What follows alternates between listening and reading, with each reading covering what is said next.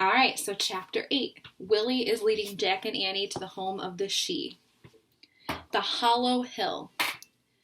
The leprechaun scrambled down the steep bank of the river. Jack started to follow, but Annie grabbed him. Jack, the whistle won't work for Willie, she said. I know, said Jack. We'll worry about that later. Right now, we just have to get Augusta. Come on. Jack and Annie hurried after Willie to the wide, rushing river.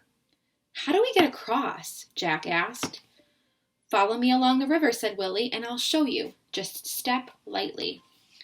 Willie skipped ahead of them along the river bank. Jack and Annie followed. Jack tried to step lightly, but it was impossible. Slopping through the mud, his boots filled with ooze and made squishing sounds with every step. The river grew narrower and narrower, twisting and turning like a snake.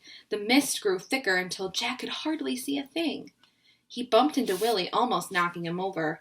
Careful, laddie, said the leprechaun. Sorry, said Jack. All right, said Willie. Here's where we cross. Hop from stone to stone after me. Willie disappeared into the mist, crossing the river. Annie followed. Jack started to cross too. He tried to hop carefully from stone to stone, but the stones were slippery, and on his third hop his boot slid off a mossy rock and he splashed into the freezing water. Jack, are you okay? Annie called. Yeah, I'm fine, Jack said. He scrambled up and his clothes were soaked and heavy. He really was miserable now. He waded to the other side of the river and joined Annie and Willie. Ah, you fell in, said Willie. That happens sometimes. Come with me now into the forest. Jack, Annie, and Willie walked across the trees, and they passed old oaks and maples that creaked in the wind. Jack shivered in his soaking wet clothes. A big black crow called from a high bare branch. Willie jumped and then laughed. Ah, 'tis probably Patrick Daly, he said. Rumor is the She changed him into a crow for stealing a pair of the High Queen's shoes. They changed him into a crow, said Jack. Willie nodded. One of the She's favorite tricks, he said, changing humans who displeased them into animals. Oh, said Jack. A white bunny scampered through the forest. That bunny over there is no doubt the former Mrs. Shan McCarty. She was rude to the High King, said Willie. Rude to the High King, said Jack. He was starting to feel like he was trapped in a nightmare. The She cannot bear the rudeness of humans, said Willie. Look here. He pointed to a fawn peeking out from behind a fir tree. Aw, it's so cute, said Annie. Cute? Maybe not, said Willie.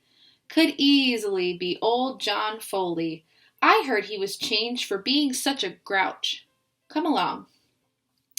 Willie led Jack and Annie through the forest until they came to a tangle of briars and brambles. The hollow hill of the She lies just beyond this thicket, he said to them. Do you still want to go and find your friend? Yes, Jack and Annie both whispered. Then off you go and good luck to you, said Willie, tipping his hat. What? Aren't you coming with us? Said Jack. Oh, my, no, said Willie. The She would be furious if they knew I'd shown humans the path of their secret hiding place, and I certainly don't want to live the rest of my life as a weasel. But won't they be angry at us for finding their secret hiding place? Said Jack. Possibly, said Willie. Here's what I recommend you do. Politely tell the High King and the High Queen that you've just come looking for your dear friend to take her back to her loving family. The She place very great value on friendship and family. Okay, said Jack. Friendship and family. And remember, be simple, direct, and honest at all times, said Willie. Simple, direct, honest, repeated Jack. And polite. That's the most important. Very, very polite, said Willie. Very polite, said Annie. Got it. Another thing, said Willie. In the world of the She, the old tales still live, so do not be afraid if you see odd sightings floating about. They're just bits and pieces of the old stories. Now go. Be simple, direct, honest, and polite, and save your dear friend before she's lost forever. Thanks, Willie, said Annie. Best of luck, said Willie. See you later, said Jack. Aye, I'll be waiting for you, said the leprechaun. Jack and Annie crouched down and started through the thicket. Thorns and briars pulled at Jack's wet coat, and they scratched his hands and got caught in his hair. Jack battled his way through the tangled brush until he caught up with Annie. They both pushed their way out of the thicket and stepped into a glade. "Wow, it's like Mary said," whispered Annie. "It is like summer here."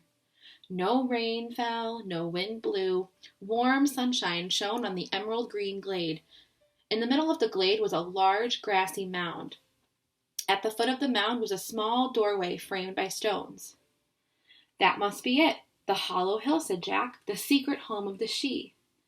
"And that must be someone from an old story," whispered Annie. She pointed to a woman floating above the green mound.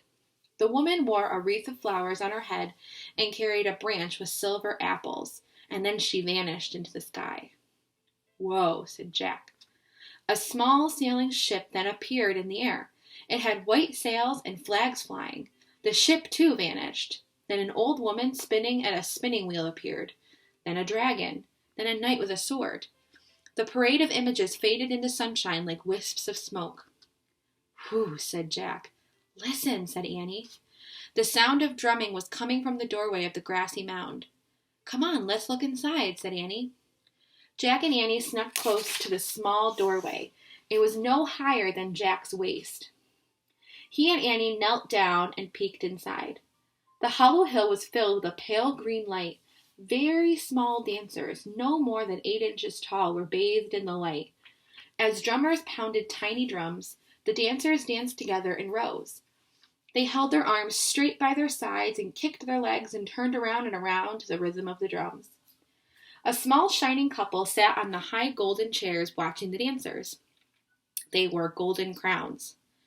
"They must be the High King and High Queen," whispered Annie.